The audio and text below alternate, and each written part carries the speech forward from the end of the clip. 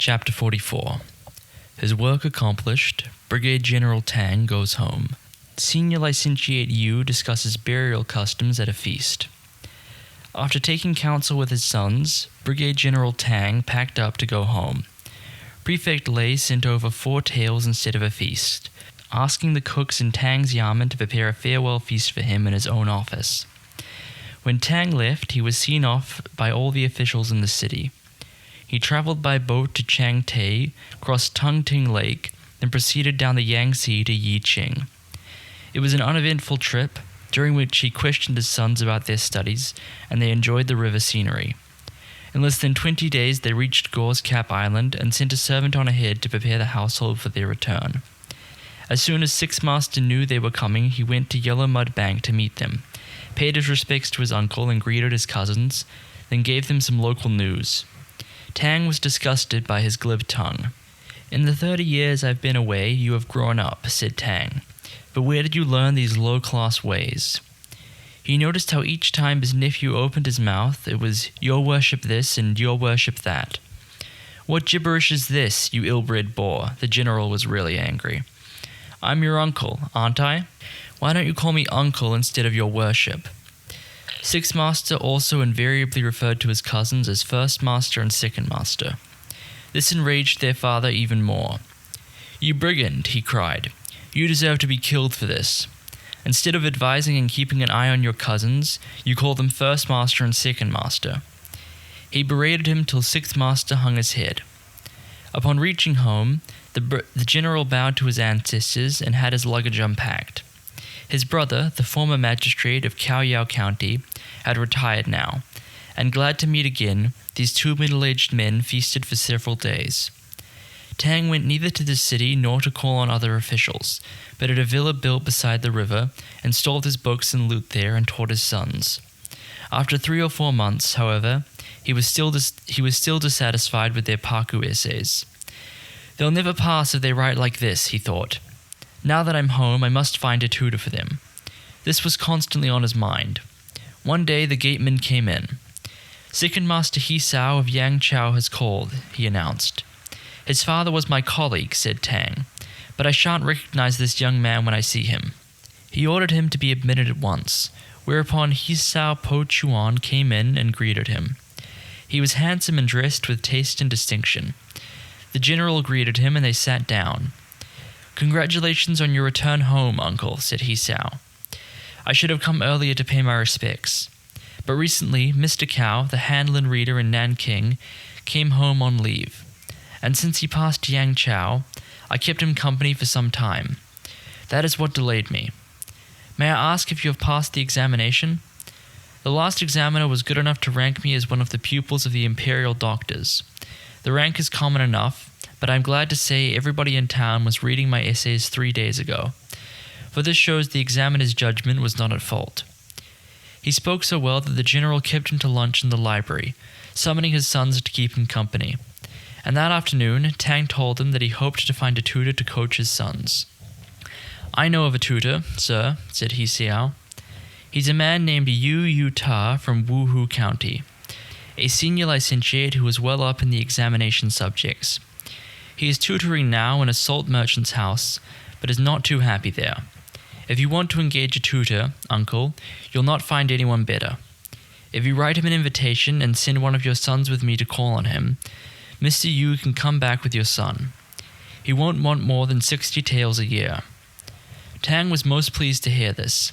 He kept Hisao Po Chuan for 2 days while he drew up a contract, then ordered his eldest son to hire a fast boat and accompanied Hisao to Yangchao to call on Mr. Yu in the riverside house of a salt merchant named Wu. Hisao told Tang Yu to write a card with the form of address used by a junior to his senior, which he could change after Mr. Yu became his tutor for the form used by a pupil to his teacher. "He'll be a half teacher, half friend," objected Tang Yu. "I'll sign myself your colleague and younger brother." Since Hisao could not convince him, they took his card and called on Mr. Yu. The gateman handed in Hisao's card, then asked them into the library. Mr. Yu was wearing a square cap, an old sapphire blue gown, and crimson slippers. He had a clear complexion and a beard, and was near-sighted and looked about 50. After entering the library, he greeted them and sat down. "You were going to Yicheng a few days ago, Po Chuan," said Yu. "When did you come back?" "I went to Yicheng to see my uncle, Brigade General Tang, who kept me for a few days. This is his son, Tang Yu." Then he took Tang Yu's card from his sleeve. After looking at it, Yu put it on the table. "This is too much of an honor," he said. He Xiao told them the general hoped he would be their tutor. "That is why we have called today, sir," he explained.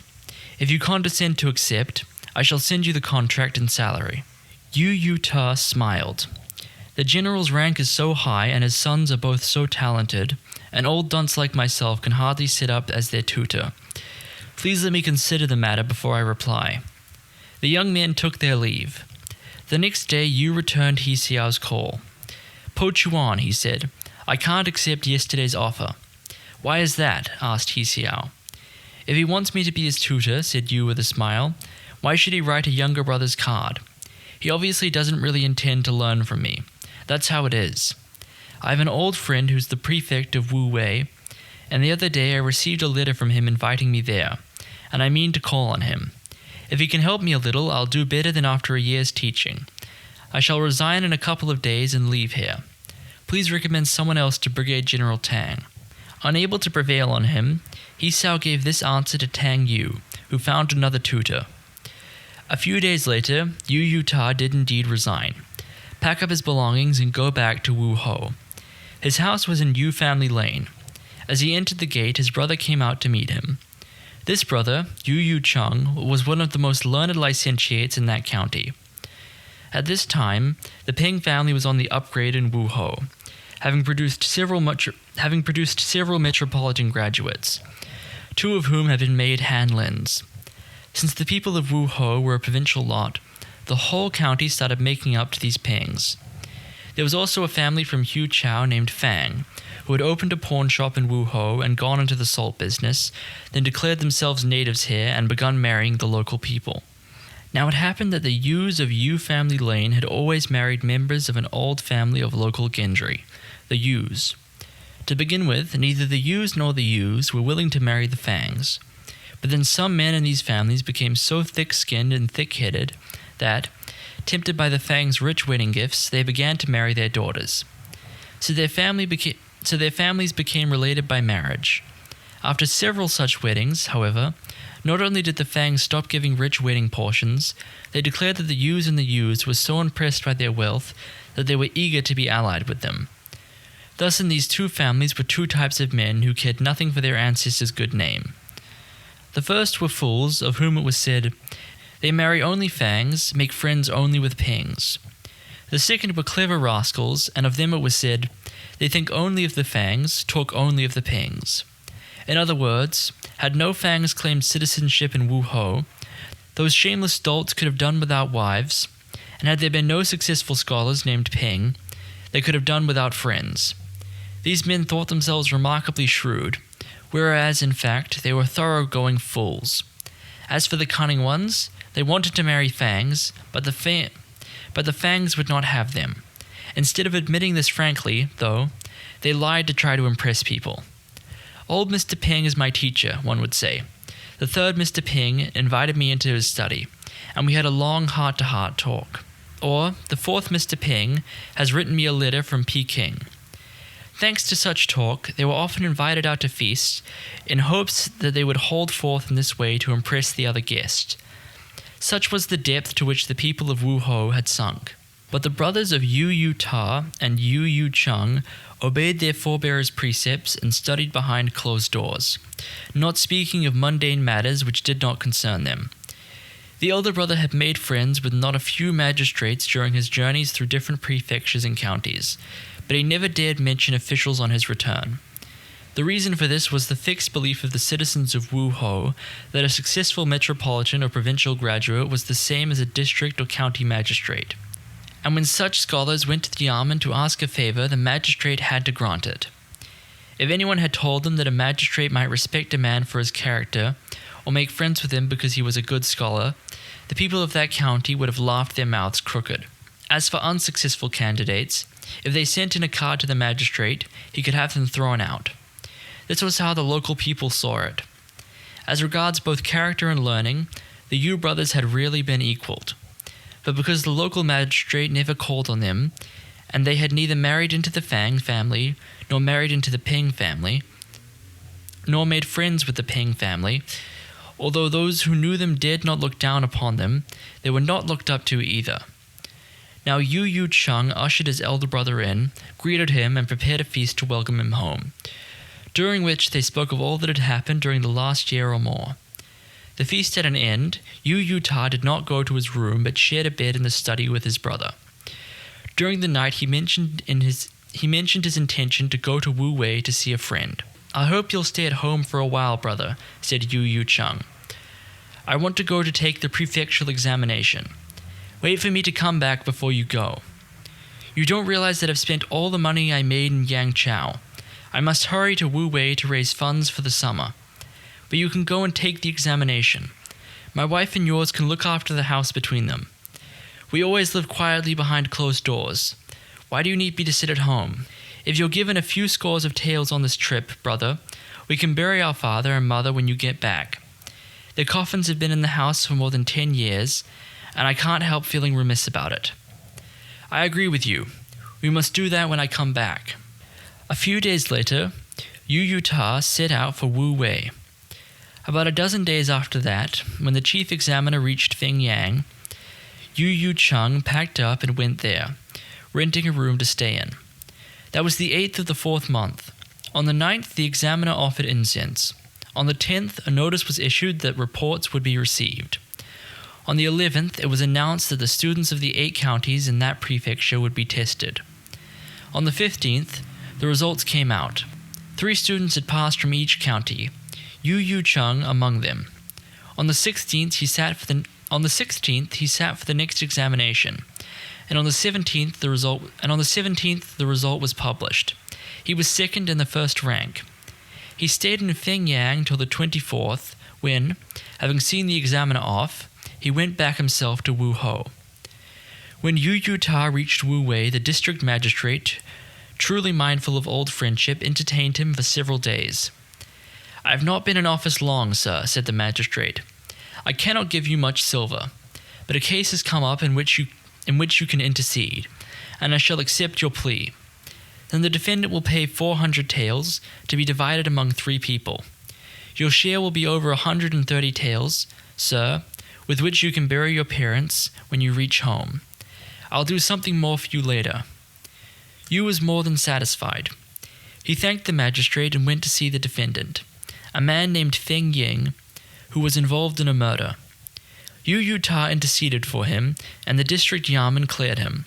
Upon his release, he weighed out the silver, and Yu took his leave of the magistrate and packed up to go home. Since he traveled by way of Nanking, it occurred to him, Tu Shaoqing of Tianchang lives in one of the Nanking riverside houses at Lucky Crossing Bridge. He is my cousin, so I may as well call on him. He entered the city and went to Tu Shaoqing's house. Tu came out to meet him and was pleased to see him. After greeting each other, they sat down and spoke of all that had happened in the dozen years since they last met. "What a pity, cousin," remarked Yu with a sigh, "that you gave up your final property. You, who were once a patron, are reduced to making a living by your pen. You must find it hard to grow used to such a come-down." "I enjoy the scenery here, and the company of good friends," replied Tu. "I am used to it. As a matter of fact, cousin, I am an ignorant fellow with simple taste. I live quite contentedly with my wife and sons, though we can't afford meat and our clothing is all of cotton. What's past is gone and done with." As he said this, he offered Yu tea. When they had finished the tea, Tu went in to ask his wife if they could give Yu a feast of welcome. By now, Tu was too poor to invite guests, so he started considering what he could send to the pawn shop. Luckily, it was the 3rd of the 5th month, and just at this moment, Chuang Xiaoqiang sent over a load of presents for the Double Fifth Festival. A servant with a box came with the porter carrying gifts: a shad, a brace of duck, 100 sticky rice dumplings, and 2 caddies of sugar, as well as 4 taels in the box. Tu accepted these gifts and wrote a card of thanks. Then the servant left. "Now I can play host," said Tu to his wife. He brought a few more dishes which his wife prepared herself. And since Qi Hing Shang and Wu Shu were close neighbors, he sent them notes inviting them over to meet his cousin. When they arrived after the usual polite conversation, they sat down to a feast in the room overlooking the river. While feasting, Yu mentioned his intention to look for a burial ground for his parents. "Sir," said Qi Hing Shan, "if the ground is dry and warm, and free from wind and ants, you can bury your parents safely. All that talk about wealth and fame is nonsense." "Exactly," replied Yu. "Yet where I come from, they take it very seriously. And people are often so hard to satisfy that they delay their parents' burial. I have never made a study of geomancy. Can you gentlemen tell me the origin of Qiupu's teachings?" "Since the ancient practice of appointing an officer in charge of graves was abolished," replied Qi with a sigh, "and the rule of burial by clans no longer observed, many cultured men have been taken in by all that talk about dragons' lairs, mountains, and water. Men want their families to prosper, but in their attempts to achieve this, they actually prove most unfilial." "What do you mean?" asked Yu, much shocked. "Let me recite you a verse, sir. Can spirits live where cold winds blow? What logic can your science show? A bloody death you had to die, yet on your book men still rely." This was written by an earlier poet at Qiu's grave.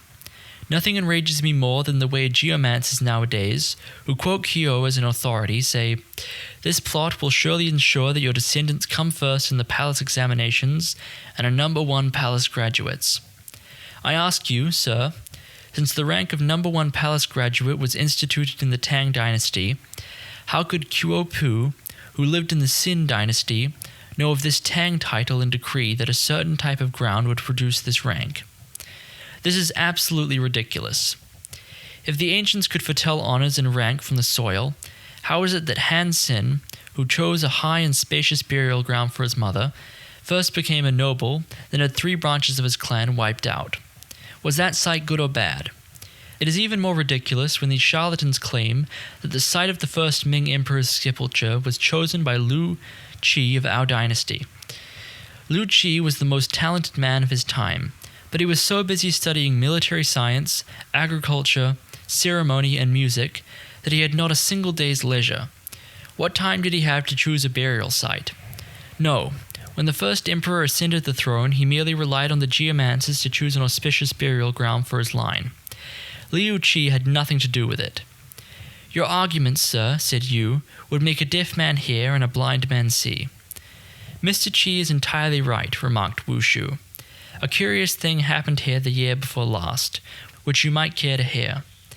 "I should be most interested," replied Yu. "This happened to the household of Senso Shi, who lives in Shi Family Lane by Lower Floating Bridge."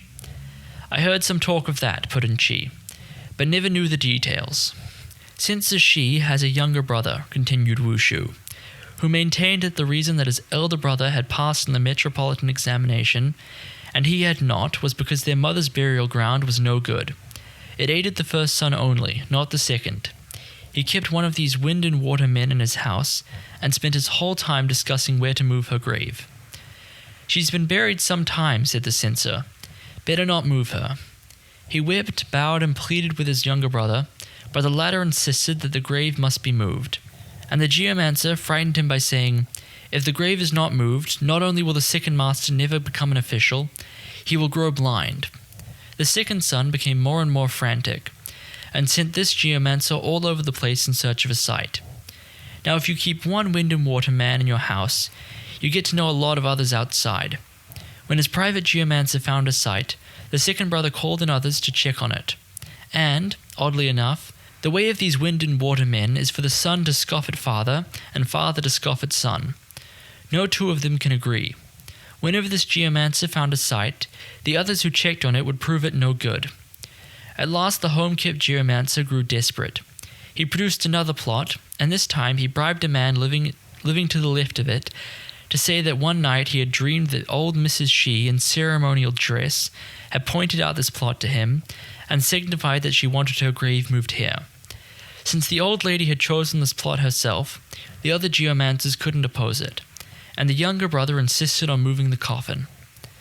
On the day of the removal, Sensor Shi and his brother knelt by their mother's grave. As soon as the grave was open and they saw the coffin, a puff of hot air from the tomb rose straight into the younger brother's eyes. He was blinded on the spot, but that only convinced him more than ever that this wind and water man was a living immortal who knew both past and future, and later he paid him several hundred taels. "People in our parts have a passion for moving graves too," said Yu. "Is this right or not, Shao Qing?" "I'll tell you what I think," said Tu. "The government should enact a law requiring anyone who wants to move a grave to hand in a petition at the Yamen, and the geomancer to put down in black and white just how many inches of water there are on the coffin and how many pints of ants. If they prove right when the grave is opened, good. If not, then the executioner, who must stand by when the grave is opened, shall cut off that dog of a geomancer's head. And the man who wanted to move the grave shall be executed like a parricide, by being sliced into pieces. Then this craze might die out by degrees." Yu Qi and Wu clapped their hands. "Well said," they cried, "well said. Let's have big cups to drink to that." Presently Yu told them how Brigadier General Tang had invited him to tutor his 2 sons. "That's what rough soldiers are like," he concluded with a laugh. "Some rough soldiers are most cultured people," countered Wu Shu. Then he told them He Sao Yun Hisun's story. "Won't you fetch that scroll, Shao Qing," he said, "for Mr. Yu to see?" Tu brought it in, and after looking at the paintings, Yu read the poems by Dr. Yu and the rest. Then, under the influence of wine, he composed a new poem in the rhyme scheme of each. The 3 others applauded him heartily. They drank till midnight, and Yu stayed with Tu for 3 days. On the 3rd day, a duck seller from Wu Ho arrived with a letter from Yu's house, which he said was from Yu's brother. On the 3rd day, a duck seller from Wu Ho arrived with a letter from Yu's house, which he said was from Yu's brother. When Yu Yuta opened it and read it, his face turned pale. But to know what was in the letter, you must read the following chapter.